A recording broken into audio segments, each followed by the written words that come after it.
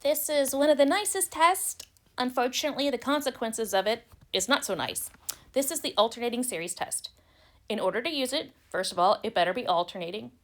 So you would expect to see something like negative 1 to the n, or negative 1 to the n plus 1, something like that. Well, if both these conditions are met and it's alternating, it will converge.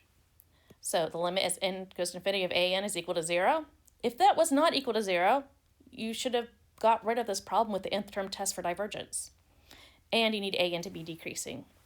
There are ways to show an is decreasing. You can show the derivative is less than 0. You can show for every an plus 1 is less than an.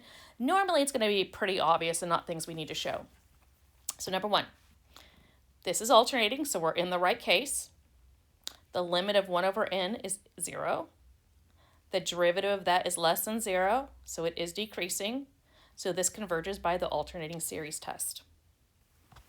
Now what's going to happen in another section, just so you can kind of compare what's going to happen tomorrow, this 1 over n, this would diverge. But if it alternates, it converges. This is called a conditional convergence. It only converges if it alternates.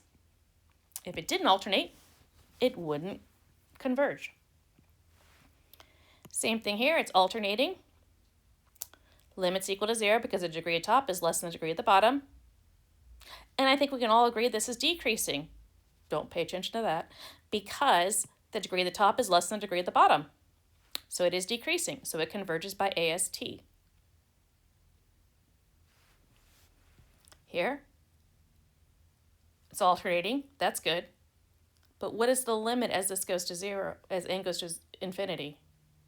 That limit's going to be 1. It diverges by nth term test. Now this is the one thing that kind of gets people the first couple times they see it. Cosine of n pi. That is an alternating series. Okay, so think about it. What happens if n is equal to 0? So if n is equal to 0, cosine of n pi would be cosine of 0, which is 1. If n is equal to 1, you'd have cosine of 1 pi, which is negative 1. If it's n equal to 2, it's cosine of 2 pi, which is 1. So this is an alternating series, but he's kind of got his spy glasses on. You can't tell. So it does alternate. The limit's equal to 0. It's decreasing, so therefore it converges by AST.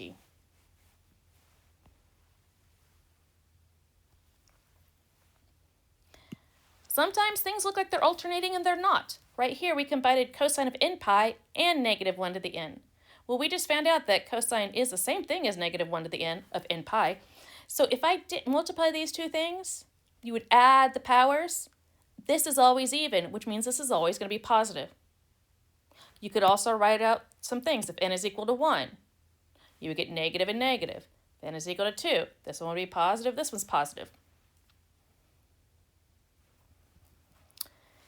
And which one of these are convergent? So this is convergent, AST, convergent, AST. This diverges nth term test.